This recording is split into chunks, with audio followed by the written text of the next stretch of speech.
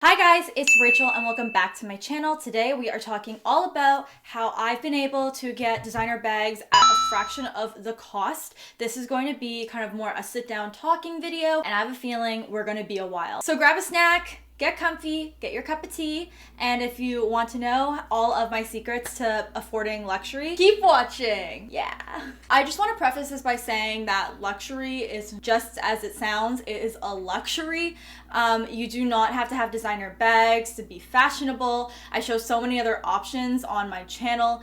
I love designer purses and it's just been a deep love of mine for a while. So I just want to preface it by that. Do not go into debt to be part of the Gucci gang. Just not worth it. I wasn't able to really acquire a collection, which I'll link my whole handbag collection in the description box below, till I was really able to generate some extra income. So I just want to stress that don't go into debt for your purses. It's so not worth it. There are like a million different things that are more important to spend money on before you go and splurge on a designer handbag. But if you guys have been saving for a little bit and you guys just want to know my tips, I know a lot of you have been asking me questions about the vintage bag market. I will answer them. Number one, obviously, one of the cheapest ways to purchase a luxury bag is to go on the resale market. And by resale, I specifically mean eBay. eBay will often be cheaper than any of those handbag resale sites, and that is for many reasons. First being that you don't 100% know if it's authenticated because it's coming from another part of the world. They could say it's authentic, but it may not be.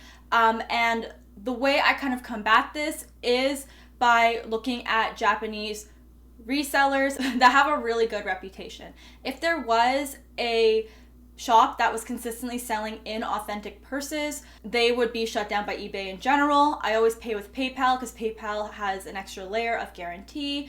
If I'm super unsure about something, I know that there are forums and Facebook groups that I can go to help me authenticate an item. I love that peace of mind knowing that if I were to purchase something from eBay through PayPal or even just to eBay in general, if you find out it is inauthentic and not what they were selling, you definitely can get a refund. I just want to leave that out there. eBay is not super scary or anything. I was nervous at first, but then I watched Melissa Solderi's video all about how she buys vintage designer handbags, and honestly, I followed every single step. So all the real secrets are in her video. I'm gonna link that in the description box below. I love her channel. I found so many great things on there. I personally would just stick to Japanese resale stores on eBay. They also have a really strict like authenticity set of, I guess, rules and regulations there when you were selling designer in Japan. So, and they're also known for vintage designer. So I just would highly recommend finding the stores there.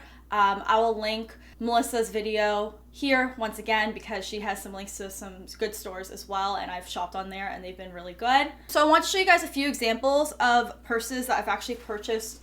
One in Japan, and then this one I actually bought on a Japanese resale website. This one I actually bought on eBay. This one I bought actually in Japan at a vintage store. So a bag like this from Louis Vuitton obviously is super expensive. I know they could go upwards of over $1,000. I got this for the equivalent of $135 Canadian, which is pretty much $100 USD, which is insane. It's just so beautiful. I had it relined and it's one of my go-to purses. I love vintage. I think I love vintage actually more than I like brand new designer. Another one that I purchased on eBay is this Prada little mini nylon backpack. I got this during the backpack craze, but before a lot of people were wearing Prada backpacks. This ended up being around, I think, $140 resell as well, Canadian. So again, super affordable. I got this for my trip to Paris and I really love it. So this, again, authentic. I love the color. They have really detailed descriptions on there. And honestly, I find that they write descriptions when they say something is like feeling used or like junk condition. Like to them, this was defined as junk condition, which is why it was so inexpensive. And then I paid an additional $60 to reline it once it was in Toronto, just because the lining was kind of unsalvageable. But if you're willing to have that more old worn-in feel, I think it's totally worth it. I think they definitely kind of over-exaggerate how bad the condition is. That's just from my experience. But yeah, these are just two examples of being really successful in Japan, outside Japan, working with Japanese resellers. So I also wanted to chat a little bit about this second tip, and I want to get the two like easiest ones out of the way. And obviously there is consigning your previously owned purses. So let's say I didn't like this anymore. I could head on over to somewhere like The RealReal or ThredUp or Fashion File and consign my bag. They can either, I know a lot of them, I've never actually done this before, but you can get credit towards a purse on their website, or you can just get the money once your bag has sold. That's a really great way to save space in your closet, as well as get something new that is pre-owned. So again, I've never actually purchased from these websites just because I've just been a lot more comfortable like with my whole eBay situation, but I know that they're really good websites. I've seen a bunch of YouTubers like reviews on them, and one great thing about that is that you're kind of paying an extra premium because those are already authenticated, but there are tons of purses there that are under $1,000 US, and you could definitely find a really good deal there. I know I keep using the $1,000 margin because I find that most designer bags are over $1,000 Canadian, and it's hard to find any that are under, so that's why I keep chatting about that. But I've seen a lot of things at a lot of different price points there, and that is definitely something that I would do as well. Also, another thing you could do is try your luck at the thrift store. I haven't had a lot of luck finding designer at the thrift store, but I know a handful of my friends have. I've looked at one of my friends' purses, and you probably know who it is, but I looked at one of my friend's purses, and we kind of just assume, oh, it's like Louis Vuitton at the thrift store, it has to be fake. But I looked at it and I'm like, and I looked at like the real one, and I was counting the stitching and everything. So A, it's either a super good fake, or B, it's real. And I think sometimes chancing it, buying like a fake purse that looks super, super authentic at the thrift store and getting it authenticated, you may want to chance that. I know another girl, she was shopping through like the $1 like bin at Goodwill. She found like a Fendi purse, got it authenticated, and it was real. Also seen someone else that I know go to Value Village, find a Balenciaga purse, which is worth over $1,000. She found it at Value Village, got it authenticated, ended up being real, and then sold it for, I think, $700. So she like made at least, I think, $650 from just finding something randomly at the thrift store. I know that's already kind of like, there's far and few between of those certain cases, but I know already like 3 people who've had situations like that. So definitely check out your local thrift. You never know what you will find. Number 4. Okay, this is kind of like a big commitment one, but I just wanted to put it out there just from my experience in retail. If you are looking for a part-time job at Christmas or seasonally or whatnot, or even just a part-time job in general, look into retail.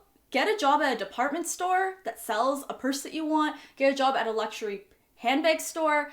I cannot stress this enough. The discounts are bomb. I know from personal experience when I was working at a luxury bag store and those like items were all the rage, we got 50% off normally, and then 60% off if it was like a special day or something like that, I think around Christmas time. So I was saving 50% off of the retail price just as like a perk of working there. So if you love fashion and love retail and want to explore that option, I definitely recommend trying to find a store that you're super interested in, because it's just one of the perks at working in luxury retail. You get a lot of good discounts, and I think on average most designer stores, at least from what I know and from people I know in retail, it's still 50%.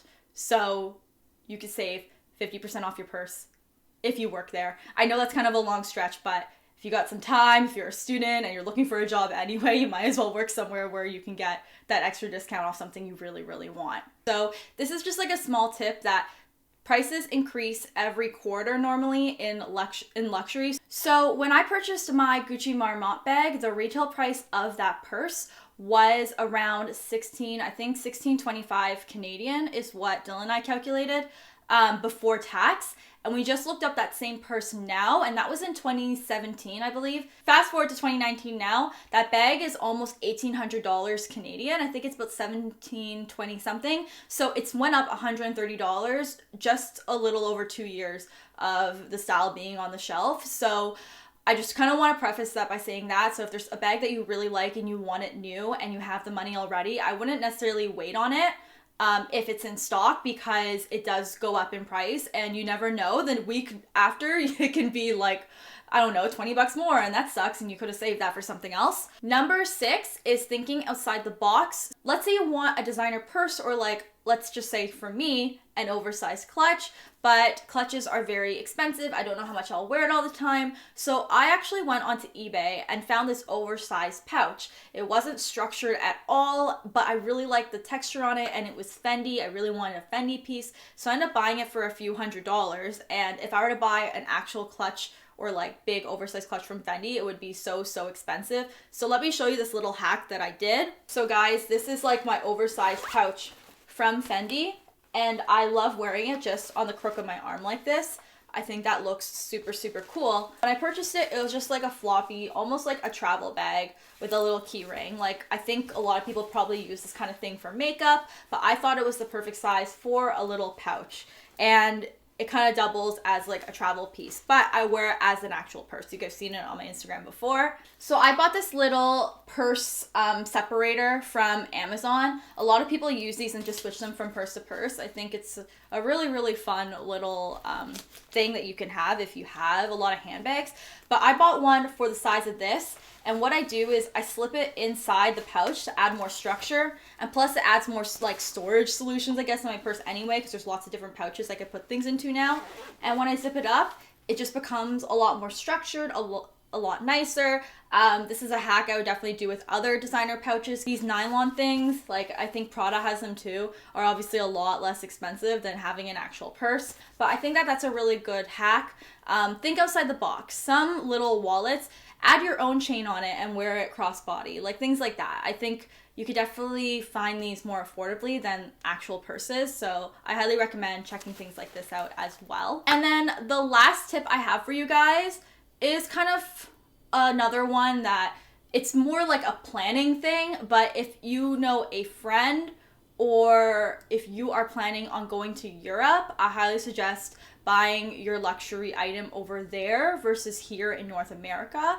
I saved about $400 that with the VAT tax refund and everything, because you get your taxes back, and plus a lot of designers are European, so it just ends up being cheaper in Europe in general. So do your research and see what you find. But my Chloe bag, I actually purchased this in Paris, and I ended up saving at least, I think, around $400 buying it in France versus buying it here. And then on top of that, Toronto, we have a 13% tax, so it would be a lot more expensive here. That's just a little tip I have for you guys. Again, like, it's not totally worth making an entire trip to Europe for, but if you know somebody who goes to Europe a lot, or if you are planning a Europe trip yourself, you may want to consider buying your purse over there, just because, again, it's a lot less expensive. And then I also want to show you guys this purse I got from ThredUp. ThredUp is not really super known for their designer stuff. This isn't sponsored, by the way, I'm just like mentioning it. But when I found this purse, it was so inexpensive.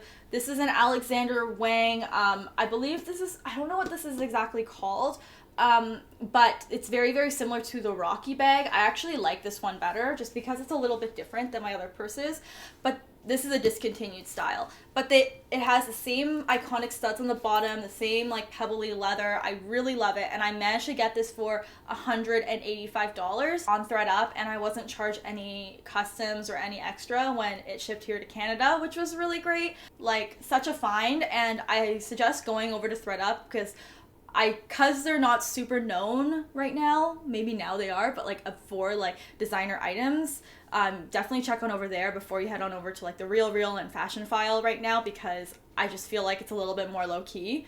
And plus they authenticate as well. I saw a Goyard pouch on there, which are like $1,000. I guess someone didn't know its worth, put it on ThredUp, and it ended up being 50 bucks. And I wish I got it, but I didn't. Someone else snatched it up before me. So I keep seeing things on there that are super affordable. Highly suggest you guys head on over there. Got that for $185. You can't beat that. So guys, those are my little tips and tricks on affording luxury handbags. Again, they are big statement pieces, so these won't be super dirt cheap, and you definitely don't need one to have style or to look amazing. That's all like from within. We all know that.